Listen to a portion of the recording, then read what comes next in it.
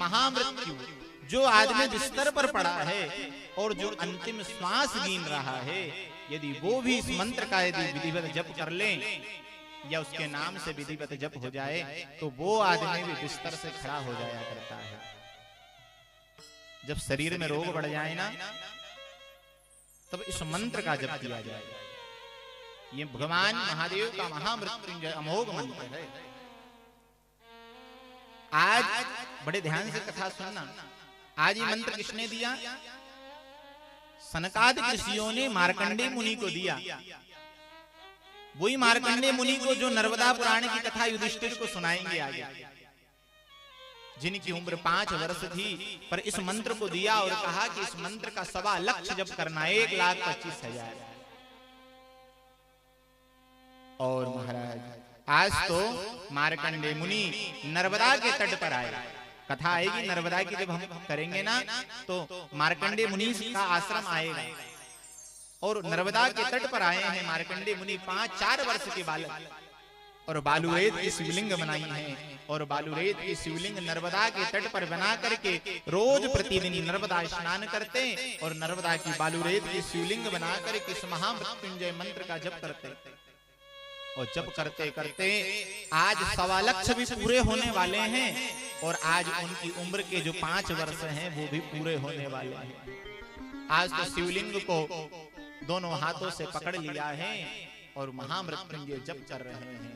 त्र्यंबकं यजामहे सुगंधिं पुष्टिवर्धनम उर्वारुकमिव बंधनान् मृत्योर्मुक्षीयमामृतात्। और उधर यमराज काल दंड लेकर के चल पड़े मार्कंडेय को लेने के लिए। और जैसे ही इधर 5 वर्ष पूरे हुए, याद रखना यहां आने से पहले जाने का रिजर्वेशन पहले हो जाता है। होता है कि नहीं होता? आने से पहले जाने का रिजर्वेशन पहले होता है। आज यमराज कालदंड लेकर के चल पड़े और इधर आज 5 वर्ष पूरे होने वाले हैं, और इधर भी इनका भी 1.25 लाख का आखिरी ही मंत्र चल रहा है। यमराज ने आकर के मार्कंडेय का हाथ पकड़ा ले जाने के लिए, और ये शिवलिंग को पकड़ करके वो 1.25 लाख का आखिरी मंत्र बोल रहे हैं। और जैसे वो 1.25 लाख का आखिरी मंत्र पूरा हुआ, और उसी समय उस शिवलिंग को फाड़ करके देवादिदेव भगवान महादेव प्रकट हो गए। बोले भोलेनाथ भगवान की। और आज भगवान महादेव ने यमराज से कहा कि आज मैं वरदान देता हूं मार्कंडेय को, इसने नर्मदा के तट पर मेरा 1.25 लाख महामृत्युंजय जप किया है, नर्मदा की बालूरेत की शिवलिंग बना करके, तो मैं इसे वरदान देता हूं कि ये चिरंजीवी भव। तो आज ही मार्कंडेय मुनि 7 कल्प बीत चुके हैं, 7 बार ये पृथ्वी प्रलय काल में जा चुकी है, जलमग्न हो गई हैं, पर एक नर्मदा और दूसरे मार्कंडेय मुनि आज 7 कल्प के बाद भी जीवित हैं। तो इन्हीं मार्कंडेय मुनि ने कथा सुनाई है युधिष्ठिर जी महाराज।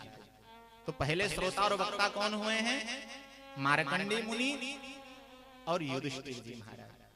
दूसरे श्रोता और वक्ता हुए हैं वैशंपायन नाम के ऋषि और जनमेजय। जनमेजय को आप जानते हो, परीक्षित जी महाराज के पुत्र, जिन्होंने सर्प यज्ञ किया था। इन्होंने नर्मदा पुराण क्यों सुनी? क्या पाप किया था जिस पाप के कारण जनमेजय को नर्मदा पुराण सुननी पड़ी?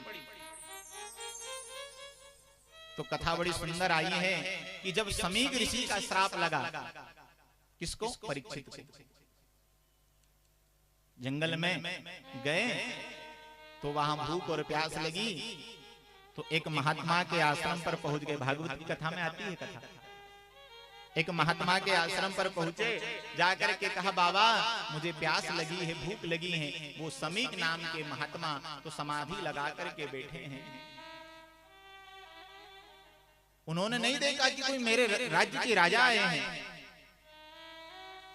उस समय राजा परीक्षित ने जब आवाज दी, वो महात्मा नहीं उठे, तो वहीं पर मरा हुआ सर्प पड़ा था।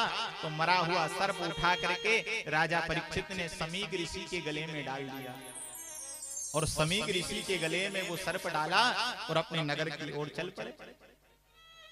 पर जब समीक के पुत्र थे श्रृंगी को पता चला तो श्रृंगी ने श्राप दे दिया कि जिस राजा ने मेरे पिता के गले में मरा हुआ सर्प डाल करके गया है, मैं उस राजा को श्राप देता हूं कि आज से 7वें दिन इसी सर्प का जो पूर्वज है तक्षक, वो आकर के उस राजा को दंश करेगा। और रोने लगे। समीक महात्मा से लिपट गए इनके पुत्र श्रृंगी और रुदन कर रहे हैं, रोते हैं। पुत्र को रोते हुए देखा तो पिता की आंखें खुली। बेटे से पूछा क्यों रो रहा है? बोले पिताजी मैं इसलिए रो रहा हूं, कोई राजा आया और आपके गले में मरा हुआ सर्प डाल करके चला गया। पर धन्य है वे महात्मा। वे कहते हैं बेटा अरे हम तो महात्मा हैं, महात्मा की कोई अपेक्षा नहीं रहती। हमें कोई पुष्पों की माला पहना दे तो भी हम प्रसन्न, हमें कोई सर्पों की माला पहना दे तो भी हम प्रसन्न। पर श्रृंगी ने कहा मैंने उस राजा को श्राप दिया है कि आज से 7वें दिन उस राजा को तक्षक आकर के दंश करेगा। समीक ने सुना तो आंखों से आंसू की धारा बहने लगी। बेटा तूने यह क्या किया? इतने से अपराध के लिए इतना बड़ा दंड, मृत्यु दंड। पर अब श्राप तो मिथ्या हो नहीं सकता। तो आज अपने शिष्य गौरमुख को पहुंचाया है और जाकर के कहा कि जाओ परीक्षित से कहो कि वो 7 दिन को व्यर्थ नहीं गवाएं, इनमें भगवान का भजन पूजन करें, अपना उद्धार करें। जब गौरमुख परीक्षित के पास पहुंचे हैं और परीक्षित से जाकर के कहा आपको श्राप लगा है हमारे गुरुपुत्र गौरमुख का, इसलिए आप घर का त्याग करो और भगवान का भजन करो, आपके पास केवल 7 दिन हैं। परीक्षित तो मुस्कुरा पड़े। परीक्षित ने कहा अरे मैंने तो ऐसा पाप किया है जो मेरे पूर्वजों ने कभी नहीं किया, और मुझे 7 दिन का श्राप नहीं देना था, मुझे तो तुरंत मृत्यु का श्राप देना था।